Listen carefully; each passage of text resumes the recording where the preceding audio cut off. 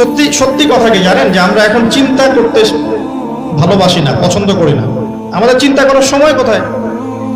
আমাদের সকালবেলা ঘুম থেকে উঠে ব্রাশে পেস্ট নিয়ে বাথরুমে যেতে হয়, কারণ আমাদেরকে অফিস ধরতে হবে 8টায় 9টায়, কাউকে স্কুলে কলেজে ইত্যাদি ইত্যাদি। চিন্তার সময় কোথায়? চিন্তা তো করতাম আমরা তাহাজ্জুদের ওয়াক্তে, তাহাজ্জুদের নামাজ পড়ে চুপচাপ বসে চিন্তা করতাম কি হচ্ছে, কি হতে পারে, আমার কি হালত, আমি কি করব, দুনিয়াতে কি করলাম, পরকালে কি উত্তর দিব ইত্যাদি। চিন্তার সময় হচ্ছে ফজরের নামাজের পরে। দেখা যায় 70% মানুষই ওই সময় জাগনা থাকে না। এক লোক কাবার চারপাশে শুধু দোয়া করে, ইয়া রব, ইয়া রব, ও আমার রব, তুমি আমারে মাফ করে দাও, তুমি আমারে মাফ করে দাও। এই সাহাবীর কান্নাকাটি দেখে, এই লোকের কান্নাকাটি দেখে অন্য সাহাবারা বলল, আজকের সব সওয়াব এই লোকই নিয়ে যাবে, সব সওয়াব তো আজকে উনার। এর দোয়া কবুল। আল্লাহর হাবিব বললেন, ওয়া মাতআমুহু হারাম, ও যা খায় হারাম খায়, ওয়া মাশরাবুহু হারাম, যা পান করে হারাম, মালবাসুহু হারাম, তার ড্রেস আপ এটা হারাম টাকা থেকে আসে। ফাআন্না ইউস্তাজাবু লাহু, কেমন করে আল্লাহ ওর দোয়া কবুল করবে? আল্লাহ ঠেকা পড়ছে নাকি? ইন্নাল্লাহা তাইয়্যিব লা ইয়াকবালু ইল্লা তাইয়্যিবা, আল্লাহ নিজে পবিত্র, আল্লাহ পবিত্র ছাড়া কোনো অপবিত্র জিনিস গ্রহণ করেন না। কাছে জানেন দুইটা পাওয়ারফুল জিনিস আছে যেটা দিয়ে বান্দাকে এবং মওলাকে রাজি করা যায়। দুইটা জিনিস হলো, একটা হলো হাসি আর একটা হলো কান্না। হাসি দিয়ে মানুষের মন জয় করতে পারবেন আর চোখের পানি দিয়ে রব্বুল আলামিনের, ঠিক কি না?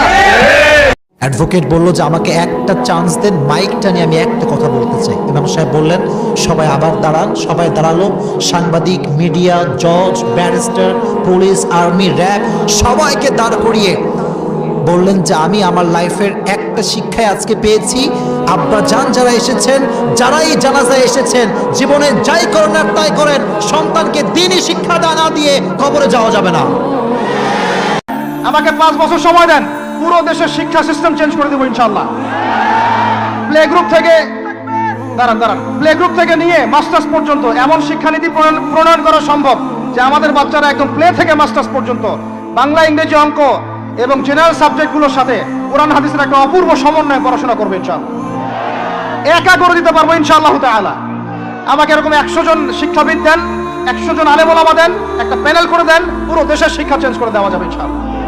যাদেরকে রেখেছেন এদের মাথায় গোবর আছে, যাদেরকে রেখেছেন এদের মাথায় টাটকা গোবর আছে। বইপত্রগুলোর অবস্থা দেখেছেন? বইপত্রগুলো ঘাটাঘাটি করেছেন?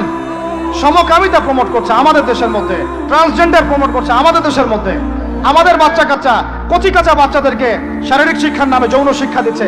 এগুলো আমাদের মুসলমানদের শিক্ষা? এটা চলতে থাকলে দেখবেন অচিরেই কোনো মানুষ বাচ্চাদেরকে স্কুলে পাঠাবে না।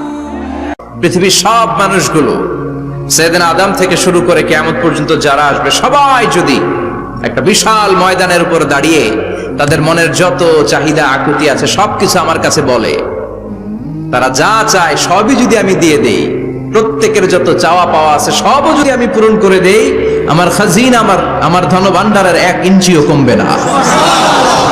কত বড় ধনভাণ্ডারের তিনি মালিক, আল্লাহু আকবার। এজন্য বিপদে পড়লে চাইবো কার কাছে?